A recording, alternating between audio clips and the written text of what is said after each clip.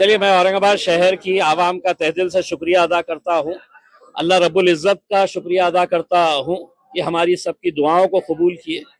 हम हमारे पार्टी के सदर जनाब बैरिस्टर असदुद्दीन अवैसी साहब, अकबरुद्दीन अवैसी साहब, मजलिस के तमाम जिम्मेदारान और इस शहर की वो आवाम जिसने पिछले 10-12 सालों से मजलिस का भरपूर साथ दिया है और उन्हीं की दुआओं, उन्हीं की ताकतों की वजह से आज अल्हम्दुलिल्लाह यहाँ पर हम 30 से ज़्यादा सीटें हासिल कर चुके हैं और इंशाल्लाह हमें हमारा आंकड़ा जो है वो हम 33 सीटें हम जीत रहे हैं।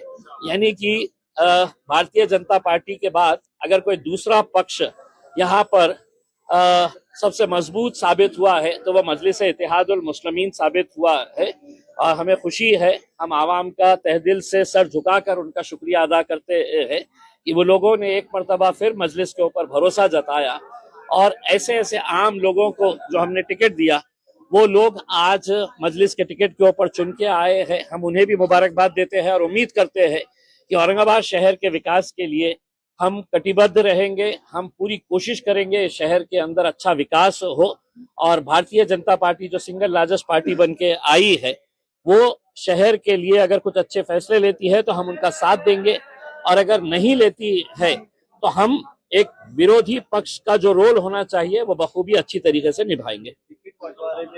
नेताओं ने अपने बच्चों को दिया, सब किया। गुलमंडी जैसे इलाके में देखिए, एक बहुत बड़ा तमाचा ये कह लीजिएगा जूता मारी है उन तमाम सियासी पार्टियों को जिन्होंने अपने रिश्तेदारों को, अपने घर वालों को टिकट दिया। अगर संजय सिरसाट अपने बेटे और बेटी के लिए करोड़ों रुपया खर्च नहीं करता तो शायद उनका बेटा और बेटी भी घर पर बैठते, लेकिन तमाम राजनीतिक पार्टियों के नेताओं ने अपने बेटे को, अपने भाई को, अपने बाप को, अपने बीवी को, अपने बेटी को, हर एक को टिकट दिया। नतीजा क्या हुआ कि लोगों ने एक पैगाम दिया है कि हम सिर्फ गोटियां खेलने के लिए नहीं है, हम सिर्फ है तो चद्दर बिछाने के लिए, शतरंजियां बिछाने के लिए नहीं है, हम भी पार्टी के मजबूत लोग हैं, हमें भी टिकट मिलना चाहिए करके। एमआईएम एक वाहिद पार्टी थी जिसने ना किसी घर वाले को ना किसी रिश्तेदार को दिया।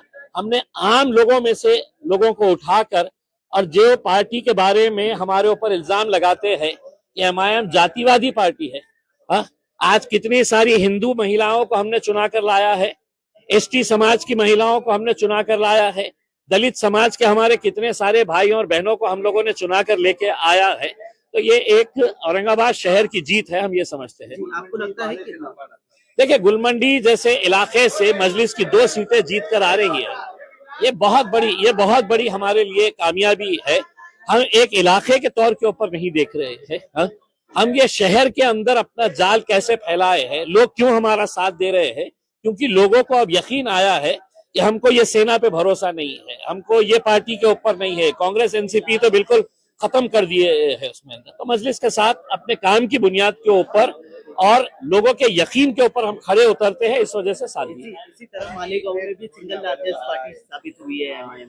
देखिए, आप पूरे महाराष्ट्र के अंदर देखिए कि गोवंडी के अंदर हम लोगों ने 4 सीटें जीते हैं, मुमरा के अंदर हम 5 सीटें जीते हैं, धुलिया में अभी तक हमारे 8 सीटें जीत चुके हैं, अमरावती में 9 सीटें जीते हैं, परभनी में 1 सीट जीते हैं, जालना में 2 सीटें जीते हैं, अकोला में 3 सीटें जीते हैं।